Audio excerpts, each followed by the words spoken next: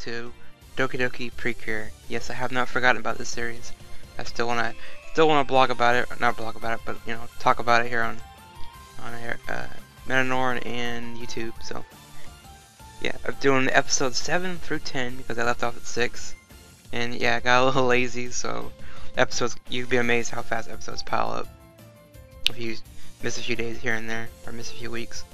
But starting off with episode 7, called An Intense Battle Farewell Precure. It's an interesting title for one of the episodes. Makes you think someone's leaving, or someone's gonna get killed, but nah, not in this series. This episode pretty much covers Makoto's past, where she comes from, and like why there's fairies and why the other girls are precure and all this stuff. And it reveals more about the queen that Makoto's looking for. Queen, I guess, yeah, Queen Angie's her name. And during this episode, we have the fairies. They're kind of off in their own separate place. And you have Alice, Rikka, and Mana, and Makoto. They're all alone as well. And this planet, or world, I don't know if it's a planet, but I just call it another planet, but it's like basically desert. Everything's a big desert everywhere. The kingdom is like, used to be, you know, lively and full of people, and like a regular kingdom, castles and everything, and it got destroyed by the selfish troops. Basically, you have the 3 villains on Earth right now. Those 3 are like, I guess, generals in the King Selfish's army. And when the girls get there, they see there's a big statue. There's the Selfish King. He's been put to sleep. He's dormant, so his power is currently, you know, dormant right now. He's asleep. And after that, it was revealed more with the fairies that, you know, Makoto is the last soldier or fighter or whatever you want to call her of that world, the Trump Kingdom. And she was given the duty to protect the queen and everything, but through a series of events, she didn't really get to do that because, again, the selfish troops, the generals, whatever you want to call them, kind of destroyed everything and took everyone's like hearts, whatever you want to call them, and turned them into monsters. So the Trump Kingdom now, since it's all deserted and everything, is filled with nothing but monsters. So during this, you have the 4 girls. They can't really transform whenever they want. They require the fairies to be with them. So the 4 of them have to kind of sneak around this castle to avoid being detected. But of course, they do get detected and they have to run away from some monsters. But luckily, they rejoin with the fairies, and we learn more that the queen kind of sacrificed herself to save Makoto when they had to leave that world. Basically, pushing Makoto through a mirror that she jumped through as well, and she kind of, you know, sacrificed herself to save Makoto. And that's Makoto's kind of main goal as Cure Sword, is to find the queen again and restore the kingdom, obviously. And the last couple scenes is kind of funny. We had the glasses guy, which I learned his name was Bell, B-E-L or B-E-E-L, somewhere around there. And he basically picks up the last mirror, the only way to get home for the girls, and kind of picks it up and heck, he's going to destroy it. Basically, he wants to strand the girls there any way you can. But of course, the Precure kind of, you know, face danger and overcome him, and they eventually do get back home, back to Earth, where Makoto kind of sort of agrees to help the other girls and join them so they can help. And the random thing of the episode, I thought it was funny, just Mana, the pink hair girl, just, you know, she's there, they're stuck on this world, and the bad guy's like, I'm not gonna let you guys go back home, and she just like starts laughing at him, and she basically cuts him off mid-sentence, and just like laughs at him, and the other girls kind of look at her like, kind of crazy, but alternatively, I think it's what Mana's way of giving the girls a little, you know, pep talk, like, hey, don't be scared of this guy because, you know, we're gonna be fine. And since she's the leader, I guess it's kind of her job to do that kind of thing. It's not bad. I like that one. And moving from 7 to episode 8, the birth of a mysterious baby. The title is very, very strange. And yeah, I'll talk more about that in a bit. And this basically opens up with the 4 girls. They're investigating the blonde guy who gave them the power, those little lobby things that allowed them to transform. So they're kind of wondering about him, especially Makoto. Like, if he knows about the Precure, then maybe he knows where the queen is, things like this. So they run down there to meet him, and of course he's not there in his store. So all the girls kind of walk in like they own the place. So that was kind of random. It is a shop, but it's like you think they wouldn't just walk into a place that's unlocked like that, but that's fine, whatever. So they walk in there and they're kind of looking around for him, and he's not there obviously. So, but they find this strange giant egg. Or yeah, Makoto finds it, and Mana's kind of like, "What's that?" And they're both like looking at this egg, and Mana kind of pokes it because I guess she's a curious type. And eventually it hatches, and what comes out of the egg is that little baby, like a little fairy-looking baby. And yeah, that is kind of dumb sounding. Yeah, I have to agree. I facepalmed a little bit, but yeah, given the nature of this long-running series, it's fine. I can deal with it. And Mana kind of picks up the baby and kind of like happy with it and names it I.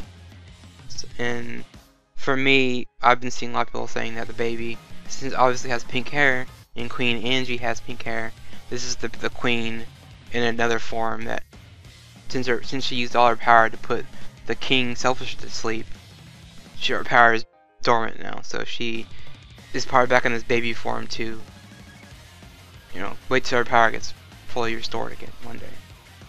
And eventually the blonde guy arrives at the store, and he's kind of like, "Oh, hey, how you doing?" Right? And Makoto confronts him like, "Hey, you know, where's the queen and all this? You know something, tell me." And the blonde guy's like, "Yeah, I don't know where anything's at. I don't know what you're talking about." So for me, it's like he knows something, so he's just not letting on to what he knows right now. So it seems kind of suspicious, but I don't think he's a bad guy, obviously, because he's helping them. And he reveals his name's Joe, which is a generic name, I guess, for whatever. And after that, the girls kind of play with the baby a little bit, and they take on a walk where they are attacked by the monster of the week, which is, I guess, monsters of the week, which are a bunch of sheep. And their power is to put you to sleep, basically. So they jump over the fence trying to put you to sleep, and the girls have to spend, like, it's like a two-way fight. They spend most of the time fighting the monsters, and they spend half the time fighting each other to stay awake, like such as like slapping each other or pulling each other's cheeks, just things to keep you awake. And they do beat the sheep very easily. It doesn't take them long, and it shows AI her power, I guess, helps him recover from being put to sleep.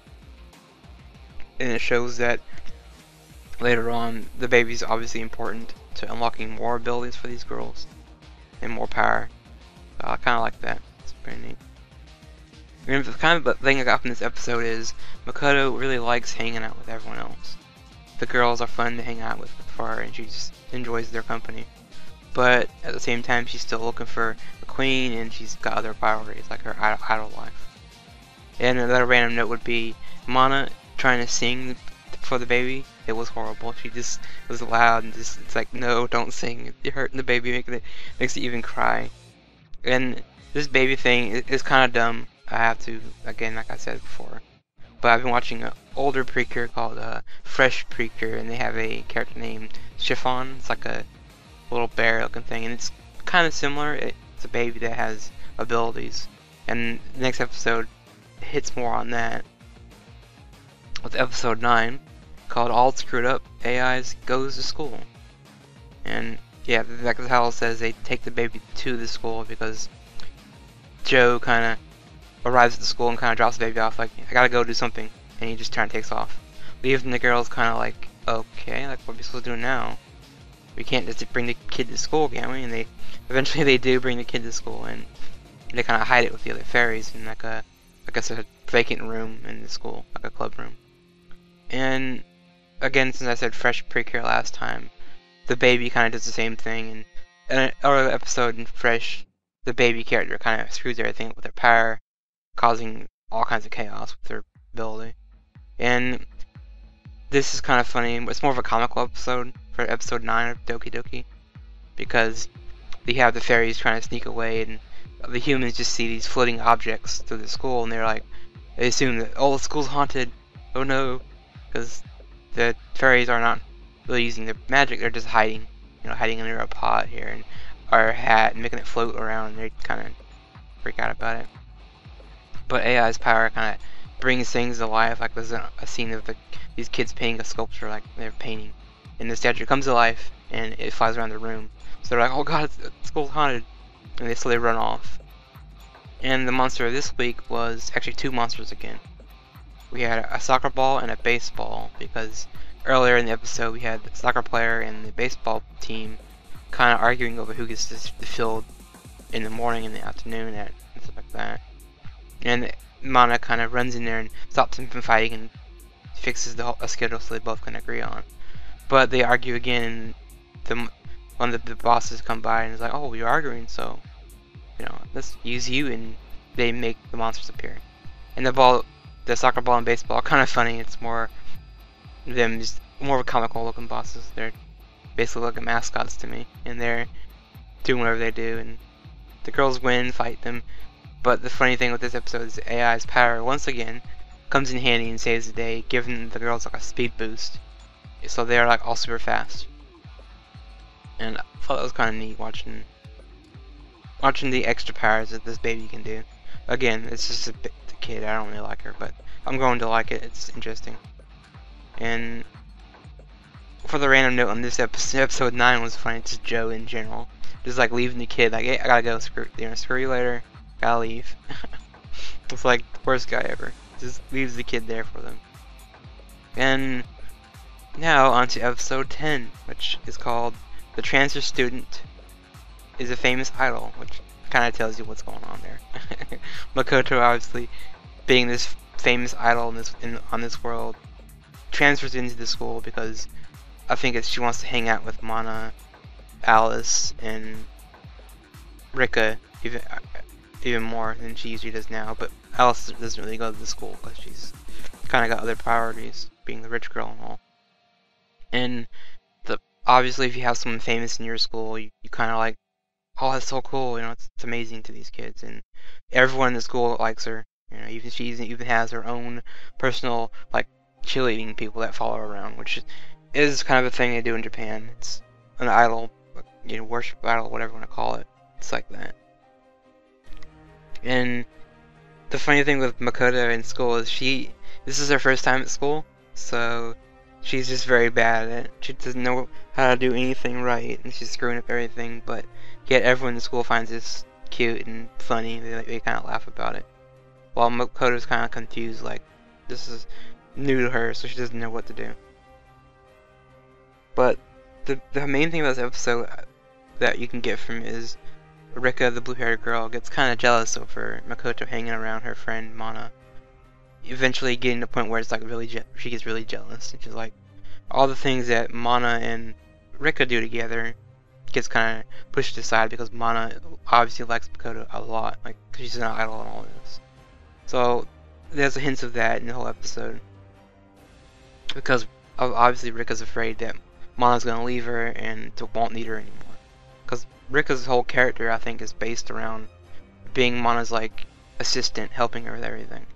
And for her, it's rough seeing her best friend with someone else. And to me, that's it's good drama. I mean, it is real high school drama or middle school drama. You get new friends and new people come along, and your old friends don't like it. So they're doing a good job on that. And since we always have a monster of the week, we have, well, never mind. Before that, we have Makoto kind of trying to leave the school, and the paparazzi show up. So yeah, and then we have the monster of the week, which they use the cheerleading dude to make him a monster, which it's basically his body with a giant heart. It looks kind of dumb, but yeah, the Precure is not really known for its monster designs.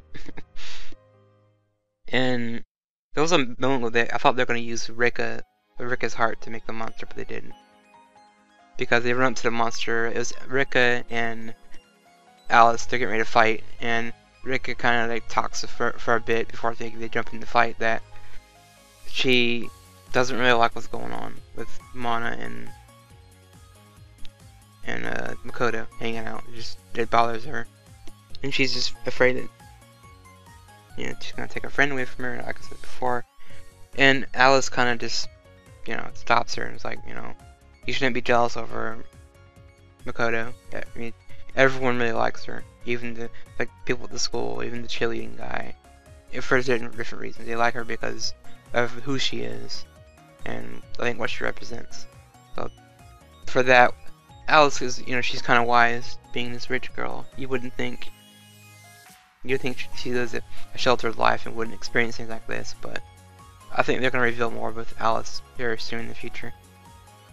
But anyway, everyone gets up and they fight, they team up and beat this guy easily. And at the end, I thought it was nice that we had Makoto kind of turn to Rikka and was like, she was watching her and Mana and was like, wow, you two are a really great team. And she was saying, in fact, that she's jealous of them, what kind of friendship they have. So Rikka kind of feels like, you know, maybe me being jealous wasn't all that bad compared to what Makoto's feeling. Because you gotta think from Makoto's perspective as well, she doesn't really have any friends on this world besides the fairy that she's with, and her mission to find the queen and all that. So it's nice to see that surprise for Rikka's, like, you know, shocked, that not really shocked, but more like taken back, like, wow, I didn't know you were jealous of me, because I was jealous of you the entire time. So it's kind of interesting. And the random note from this episode would be the little purple little cat fairy thing. Basically the entire time I don't know, it's a girl, I know, she reveals everything that Makoto says or thinks.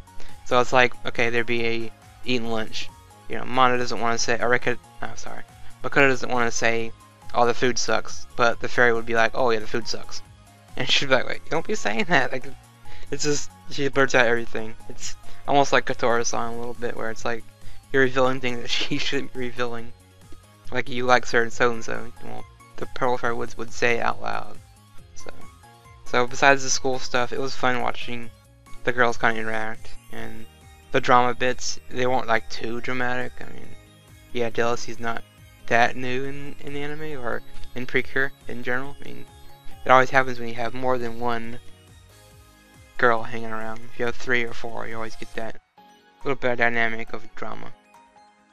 And for the next reviews, I might do the next 5 episodes, so it might be a 5-episode thing or a 4-episode thing. We'll see. All I know is doing week by week gets a little tougher sometimes.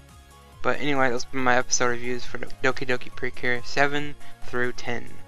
Hope you enjoy it, and see you next time for more episodes. See ya.